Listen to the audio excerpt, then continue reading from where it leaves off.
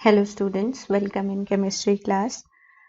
आज इस क्लास में हम डिस्कस करेंगे क्रिस्टलाइन सॉलिड्स। अब बच्चों, हमने पढ़ा था कि सॉलिड्स को हम क्लासिफाई कर देते हैं into two category on the basis of arrangement of constituent particle. One is crystalline solid और दूसरा आ जाएगा हमारे पास एमॉर्फस सॉलिड। अब क्रिस्टलाइन सॉलिड्स के अंदर कॉन्स्टिट्यूएंट पार्टिकल की अरेंजमेंट कैसी होती है? रेगुलर होती है। जबकि जो एमॉर्फस सॉलिड्स हैं इनके अंदर कॉन्स्टिट्यूएंट पार्टिकल्स की अरेंजमेंट कैसी होती है? इरेगुलर होती है। ठीक है। और जनरली इन एमॉर्फस सॉलिड्स को हम बच्चों सीडो सॉलिड्स और फॉल्स सॉलिड्स भी बोलते हैं इनको हम, क्योंकि इनमें फ्लूइडिटी की टेंडेंसी रहती है। ठीक है।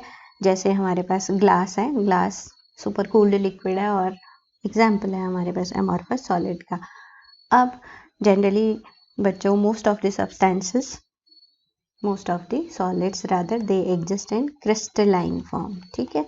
मैक्सिमम सॉलिड्स हमारे पास क्रिस्टलाइन फॉर्म में एग्जिस्ट करते हैं। तो ये जो क्रिस्टलाइन सॉलिड्स हैं इनको हम फर्दर कैटेगराइज कर देते हैं on the basis of their constituent particles. ठीक है। तो क्रिस्टलाइन सॉलिड्स हो सकते हैं molecular solids, ionic solids, metallic solids और कोवलेंट सॉलिड्स। तो वन बाय वन डिस्कस करेंगे इनको हम। पहले आ जाता है हमारे पास मॉलिक्यूलर सॉलिड्स। अब बच्चों कैसे याद रखना आपने मॉलिक्यूलर सॉलिड्स क्या होंगे? तो इसके नाम में ही इनका अर्थ छुपा हुआ है। Molecular solids are generally those solids where constituent particles are either atoms or molecules. ठीक है। कॉन्स्टिट्यूएंट पार्टिकल्स हमारे एटम्स होंगे। जैसे यहाँ पर जनरली ये होता है नोबल गैसेस के केस में, जैसे हमारे पास आ गया हीलियम आ गया, सपोज आर्गन आ गया। और मॉलिक्यूल्स जहाँ पर होंगे जैसे हमारे पास क्लोरीन है या हाइड्रोजन है या आयोडीन है। ठीक है। और हो सकते हैं जैसे HCl है, NH3 है और वाटर है। तो ये हमारे पास एग्जाम्पल मॉलिक्यूलर सॉलिड्स के आगे। तो कॉन्स्टिट्यूएंट पार्टिकल्स के बेस पे मैंने आपको ये बताए हैं। अब इन कॉन्स्टिट्यूएंट पार्टिकल्स के बीच में जो फोर्सेस ऑफ अट्रैक्शन है वो क्या होता है? Weak forces of attraction generally molecular solids में एग्जिस्ट करते हैं। ठीक है। वीक फोर्सेस, और इन वीक फोर्सेस को हम वैंडरवाल फोर्सेस भी बोल देते हैं। ठीक है। तो मॉलिक्यूलर सॉलिड्स में वैंडरवाल फोर्सेस ऑफ अट्रैक्शन एग्जिस्ट करते हैं। ठीक। तो हम जनरली बच्चों कॉन्स्टिट्यूएंट पार्टिकल्स की नेचर के बेस पर, एटम्स या मॉलिक्यूल्स के बेस पर हम क्या करते हैं, इन मॉलिक्यूलर सॉलिड्स को फर्दर कैटेगराइज कर देते हैं into non polar molecular solids. अब कॉन्स्टिट्यूएंट पार्टिकल्स मॉलिक्यूल्स हैं यहाँ पर। ठीक है। और वो मॉलिक्यूल्स कैसे हैं? जिनमें नॉन पोलर कोवलेंट बॉन्ड है। ठीक है। जैसे मान लो क्लोरीन है बच्चों, क्लोरीन मॉलिक्यूल है, तो क्लोरीन में ये जो बॉन्ड है ना, कोवलेंट बॉन्ड, ये कैसा है? नॉन पोलर है। तो इस तरह के जो हमारे पास कॉन्स्टिट्यूएंट पार्टिकल्स मॉलिक्यूल्स जो सॉलिड्स बनाएंगे ना, उनको हम बोल देते हैं नॉन पोलर मॉलिक्यूलर सॉलिड्स।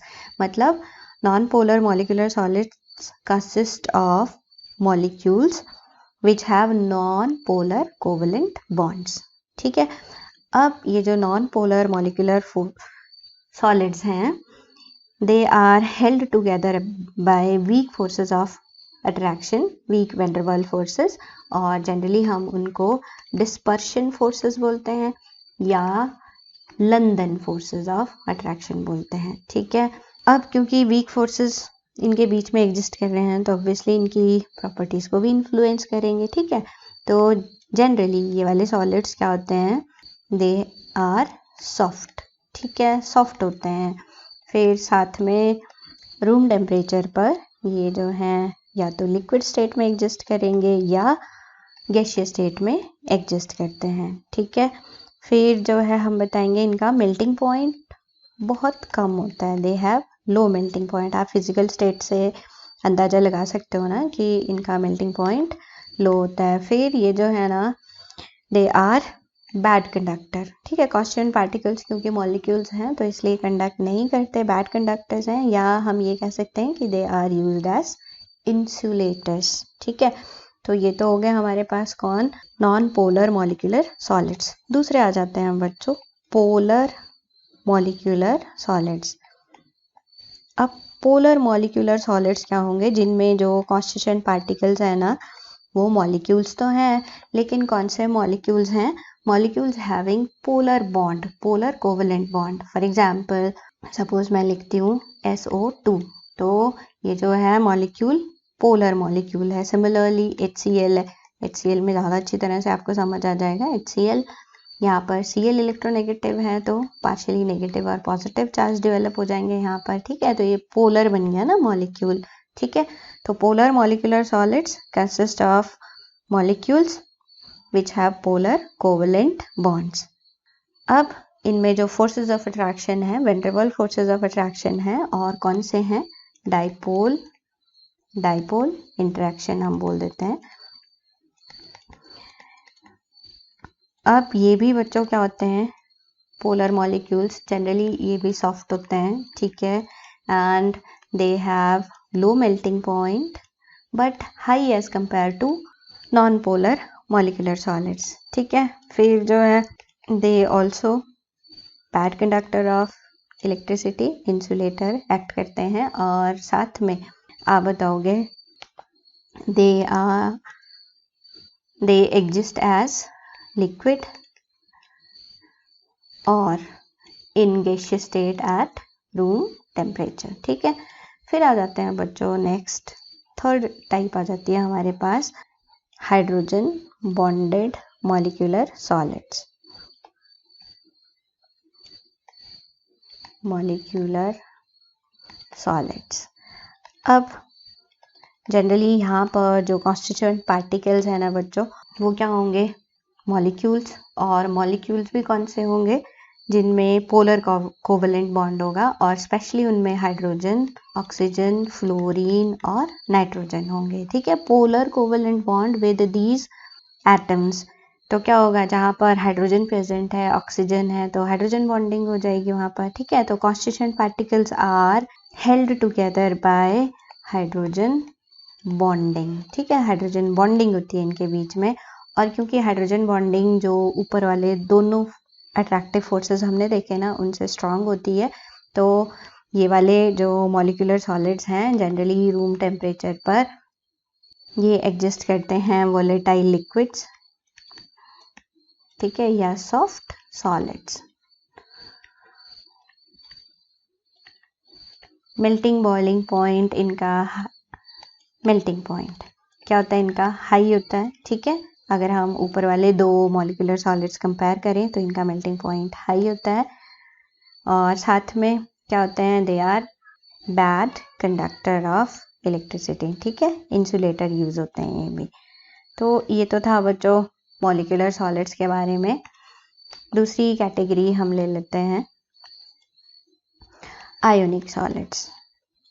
अब क्या समझे आप, आयनिक सॉलिड्स मतलब यहाँ पर जो कॉन्स्टिट्यूएंट पार्टिकल्स हैं वो क्या होंगे, आयन्स होंगे। ठीक है, तो the solids where constituent particles are ions. ठीक है, they are ionic solids and ions are held together by strong electrostatic force of attraction. ठीक है, तो इसलिए क्या होते हैं, ये हार्ड होते हैं और साथ में ब्रिटल होते हैं। ठीक है, hard and brittle in nature.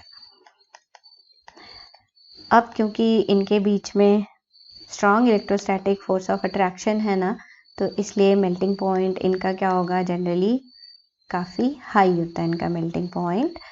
और बच्चों ये आयन्स जो हैं they are not free in solid state. ठीक है, सॉलिड स्टेट में फ्री नहीं है ये, तो इसलिए क्या होता है, सॉलिड स्टेट में दे आर बैड कंडक्टर, ठीक है। बट इन एक्वा सॉल्यूशन और इन मोल्टन फॉर्म, एक्वा सॉल्यूशन की बात करें या हम मोल्टन स्टेट की बात करें तो ये क्या होते हैं, दे बिकम कंडक्टर, ठीक है, बिकॉज आयंस बिकम फ्री है, और जब आयंस फ्री हो जाएंगे तो ये इजीली कंडक्ट कर जाएंगे, ठीक है। फॉर एग्जांपल हमारे पास आ जाता है, फॉर एग्जांपल सोडियम क्लोराइड आ गया, कैल्शियम कार्बोनेट आ गया, ठीक है। तो ये एग्जांपल है हमारे किसके, आयनिक सॉलिड्स के, पोटेशियम नाइट्रेट आ गया, ठीक है। फिर आते हैं बच्चों हमारे पास नेक्स्ट मेटालिक सॉलिड्स। अब मेटालिक सॉलिड्स क्या होंगे बच्चों, जहाँ पर जो कॉन्स्टिट्यूएंट पार्टिकल्स है ना वो कौन है, दे आर मेटल आयंस, ठीक है। अब इससे पहले आपको जो है मेटल्स का स्ट्रक्चर समझना होगा, मेटालिक सॉलिड्स की प्रॉपर्टीज को एक्सप्लेन करने से पहले। अब मेटल्स का जो है ना प्रॉपर्टीज को एक्सप्लेन करने के लिए इलेक्ट्रॉन सी मॉडल दिया गया इनका, और इसमें कहा गया कि the metal ions are embedded in the sea of mobile electrons, ठीक है। अब मेटल आयंस को जनरली यहाँ पर हम बोल देते हैं कर्नल, ठीक है, और इलेक्ट्रॉन्स जो हैं वो आ जाते हैं मोबाइल इलेक्ट्रॉन्स। अब बच्चों कर्नल किसे बोलेंगे, एक्चुअली हमारे पास मान लो सोडियम है, ठीक है, मेटल है। अब इस सोडियम में आपको पता है इसका कॉन्फ़िगरेशन 281 होगा, है ना। तो हमारे पास nucleus plus all the electrons except valence electron, they are included in kernel, ठीक है। तो kernel positively charge kernel generally हम बोलते हैं, तो उसमें क्या आएगा, ये जो है nucleus plus all the electrons except valence electron, तो उसको हम क्या बोल देंगे, कर्नल, पॉजिटिवली चार्ज कर्नल। और ये जो एक इलेक्ट्रॉन बाहर आ गया ना, दैट इज मोबाइल इलेक्ट्रॉन्स। तो क्या कहा गया इलेक्ट्रॉन सी मॉडल में कि जो हमारे पास कर्नल्स हैं they are embedded in the sea of mobile electrons, और ये जो इलेक्ट्रॉन्स है ना ये थ्रू आउट क्या रहती है, इनकी डेंसिटी सेम रहती है। अब इन पॉजिटिवली चार्ज कर्नल और मोबाइल इलेक्ट्रॉन्स के बीच में जो फोर्स ऑफ अट्रैक्शन है ना, साइमल्टेनियस फोर्स ऑफ अट्रैक्शन, उसको जनरली हम बोल देते हैं मेटालिक बॉन्ड, ठीक। तो मेटालिक बॉन्ड जितना स्ट्रॉन्ग होगा उसी के अकॉर्डिंग हमारी मेटालिक सॉलिड्स की प्रॉपर्टीज वेरी करेंगी, ठीक है। तो हम कह सकते हैं कि जो मेटालिक सॉलिड्स हैं इनकी जो फिजिकल स्टेट है जनरली सॉलिड ही होंगे ये, तो साथ में अगर हम मेल्टिंग पॉइंट की बात करें तो that vary from low to high. अब लो टू हाई क्यों बोल रही हूँ मैं बच्चों, क्योंकि bond strength, metallic bond strength किस तरह की होगी इस बात पर डिपेंड करता है कि मेल्टिंग पॉइंट लो होगा या हाई होगा। अगर बॉन्ड स्ट्रेंथ ज़्यादा है तो हाई होगा, बॉन्ड स्ट्रेंथ कम है तो लो होगा। फिर they are good conductor of heat and electricity, ठीक है, कंडक्टर होते हैं ये। और क्यों कंडक्ट करते हैं, क्योंकि इनके पास क्या है, मोबाइल इलेक्ट्रॉन्स हैं। तो they are good conductor of heat and electricity, कि अगर हम यहाँ पे करंट अप्लाई करते हैं एक एंड पे तो हमारा इजीली फ्लो हो जाता है वो दूसरे एंड पर। आपको बताइए हमारे हाउस होल्ड में जो वायर्स लगी होती हैं, कॉपर वायर्स होती हैं ना बच्चों, तो कैसे करंट उनमें एकदम आप स्विच ऑन करते हो और करंट पास हो जाता है, ठीक है। इसी तरह से they are good conductor of heat also, क्योंकि क्या होता है ये जो इलेक्ट्रॉन्स हैं अगर एक एंड पर हम मेटल्स में हीट अप्लाई करते हैं तो इलेक्ट्रॉन्स क्या करते हैं उसको इजीली कंडक्ट कर देते हैं टू अदर एंड, ठीक है। अब अगर हम इनकी नेचर की बात करें तो नेचर इनकी वेरी करती है फ्रॉम सॉफ्ट टू हार्ड, ठीक है। इसी तरह से बच्चों ये जो इलेक्ट्रॉन सी मॉडल है ना ये मेटल्स की बहुत सारी प्रॉपर्टीज़ को भी एक्सप्लेन कर देता है। जैसे मेटल्स क्या होते हैं, लस्ट्रस होते हैं मेटल्स, ठीक, साथ में मेलिएबल होते हैं, डक्टाइल होते हैं। तो ये प्रॉपर्टीज़ जो हैं ये इलेक्ट्रॉन सी मॉडल इजीली इनकी एक्सप्लेन कर देता है, ठीक है। तो इस तरह से ये तो थे मेटालिक सॉलिड्स। अब लास्ट में आते हैं बच्चों हमारे पास कोवलेंट सॉलिड्स, अब कोवेलेंट सॉलिड्स क्या होंगे? जनरली कोवेलेंट सॉलिड्स में कॉन्स्टिट्यूएंट पार्टिकल्स हमारे पास एटम्स होते हैं, लेकिन these atoms are linked to adjacent atom throughout the crystal. ठीक है, मान लो एक हमारे पास क्रिस्टलाइन सॉलिड है, कोवेलेंट सॉलिड है, उसका कॉन्स्टिट्यूएंट पार्टिकल्स एटम्स हैं, लेकिन एटम्स जो हैं एक दूसरे से बॉन्डेड होंगे थ्रू कोवेलेंट बॉन्ड। ठीक है, यहाँ पे जो फोर्सेस ऑफ अट्रैक्शन के बीच में एग्जिस्ट करेगा that is covalent bond, covalent forces आप कह सकते हो। कोवेलेंट बॉन्ड एग्जिस्ट करेगा इनके बीच में, और यहाँ पर ये जो एटम्स है ना, they are linked by this covalent bond throughout the crystal. पूरे क्रिस्टल में इस तरह की बॉन्डिंग हो जाएगी। और इस तरह से क्योंकि एटम्स जो हैं आपस में एक दूसरे से लिंक हो रहे हैं थ्रू कोवेलेंट बॉन्ड, तो ये क्या करते हैं, बहुत बड़े बड़े मॉलिक्यूल बना देते हैं, इसलिए हम इनको जाइंट मॉलिक्यूल्स भी बोल देते हैं कई बार। ठीक है, जैसे हमारे पास डायमंड है, ग्रेफाइट है। ठीक, जनरली जो हमारे पास बच्चों नॉन मेटल के सॉलिड्स होते हैं ना, नॉन मेटालिक सॉलिड्स होते हैं,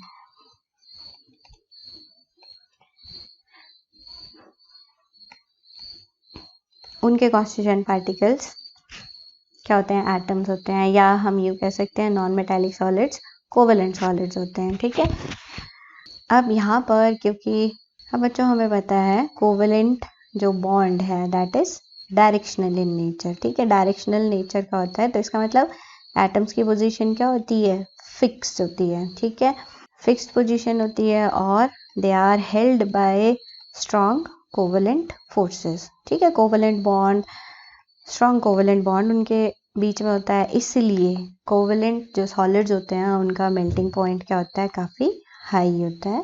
ठीक है, नेचर जनरली ये कैसे होते हैं, रिजिड होते हैं या हार्ड होते हैं आप कहोगे, और they are also bad conductors. ठीक है, इंसुलेटर हम कह सकते हैं, ये एक्ट करते हैं बैड कंडक्टर्स।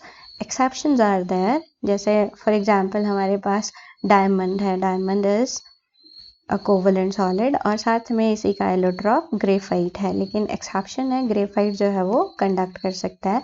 तो ये जो है कंडक्ट क्यों कर सकता है, क्योंकि क्या होता है, इसका स्ट्रक्चर लेयर्ड स्ट्रक्चर होता है, और इसमें एक इलेक्ट्रॉन क्या होता है, फ्री होता है। ठीक है, due to presence of that electron ये जो ग्रेफाइट है वो कंडक्ट कर सकता है। जो डायमंड है उसका स्ट्रक्चर तो आपको पता ही है कैसा होता है, 3 डायमेंशनल टेट्राहेड्रल स्ट्रक्चर होता है इसका, है ना, टेट्राहेड्रल स्ट्रक्चर। और इसलिए क्या होता है, यहाँ पे हर एक कार्बन 4 और कार्बन से जुड़ा होता है, और इसलिए कोई इलेक्ट्रॉन फ्री नहीं होता है ना, इसलिए ये क्या होता है, बैड कंडक्टर होता है। और यहाँ पर ग्रेफाइट, ग्रेफाइट में क्या है, हेक्सागोनल लेयर्ड स्ट्रक्चर है इसका, है ना, और उसके कारण यहाँ पे ये लेयर्स एक दूसरे के ऊपर क्या कर सकती हैं, स्लाइड कर सकती हैं, तो इसलिए ग्रेफाइट क्या होता है, सॉफ्ट होता है, और एज ए लुब्रिकेंट भी यूज होता है। डायमंड की कैटेगरी में एक और सब्सटेंस आ जाता है बच्चों हमारे पास, कार्बोरंडम, जिसको हम बोलते हैं, हम कार्बोरंडम सेकेंड हार्डेस्ट सब्सटेंस है ये आफ्टर डायमंड, सिलिकॉन कार्बाइड। तो यहाँ पर भी इसमें क्या होती है, कोवेलेंट बॉन्डिंग होती है। ठीक है, मतलब कोवेलेंट सॉलिड है ये भी। तो इस तरह से ये था बच्चों आपके पास various types of crystalline solids. ठीक है, तो आपने इनको अच्छी तरह से करना है। So that's all, thank you.